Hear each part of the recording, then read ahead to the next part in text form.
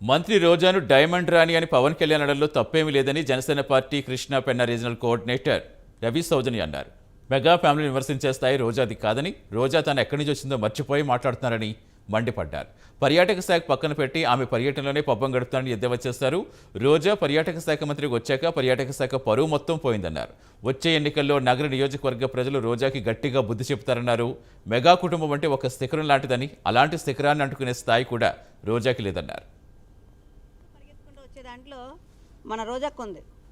అక్క రోజక్క, నిన్ను ఒకప్పుడు మాకు చాలా ఇష్టమైన హీరోయిన్, నువ్వు ఎంతో ముద్దుగా రోజక్క అని పిలుచుకునేవాళ్ళం ఇంతకుముందు.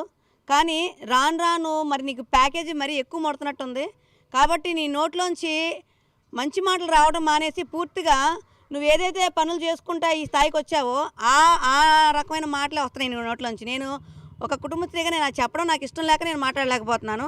కానీ నువ్వు అర్థం చేసుకోవాల్సింది ఏంటంటే, నీకు కుటుంబం ఉంది, నీకు ఆడపిల్లలు ఉన్నారు. నువ్వు మాట్లాడే తీరు ఎలా ఉండాలంటే, రాజకీయాల్లో మహిళలు వస్తున్నారు అంటే వాళ్ళకి ఆదర్శవంతంగా ఉండాలి.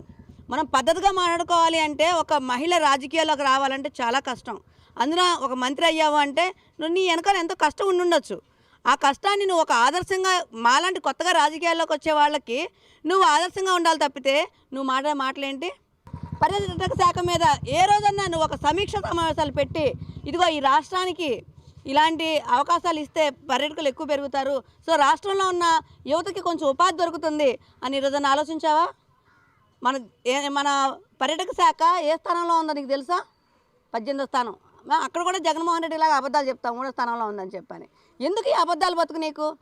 నువ్వు ఖరాబ్ అవుతావు తప్పితే వాళ్ళకు వచ్చిన నష్టం ఏమీ లేదు. సేవ అనేది నిజంగా నీ నోట్లోంచి ఒక బూతు మాట కనిపించొచ్చేమో, కానీ సేవ అనేది మెగా కుటుంబం నుంచే మొదలైంది.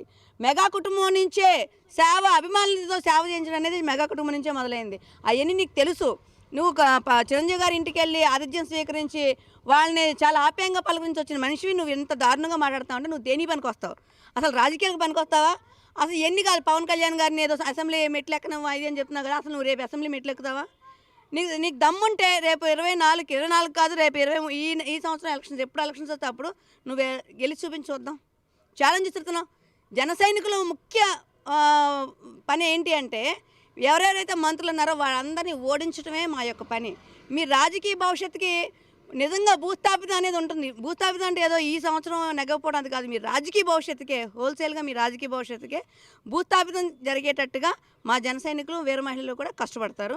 ఆ విధంగానే ప్రయత్నించి నీ నోరు మొత్తాన్ని మూసుకొని నువ్వు ఇంట్లో కూర్చొని మళ్ళీ ఆ జబర్దస్త్కే వెళ్ళి మళ్ళీ అక్కడ ప్యాకేజీలు తీసుకొని ఆ జబర్దస్త్లోనే నువ్వు బతికే పరిస్థితి, మళ్ళీ ముఖానికి రంగులు వేసుకొని బతికే పరిస్థితి మేము జన సైనికులుగా వీర మహిళలు మేము తీసుకొస్తామని చెప్పని ఈ సభముఖం ఆ ముందు పరిగెత్తుకుంటూ వచ్చే దాంట్లో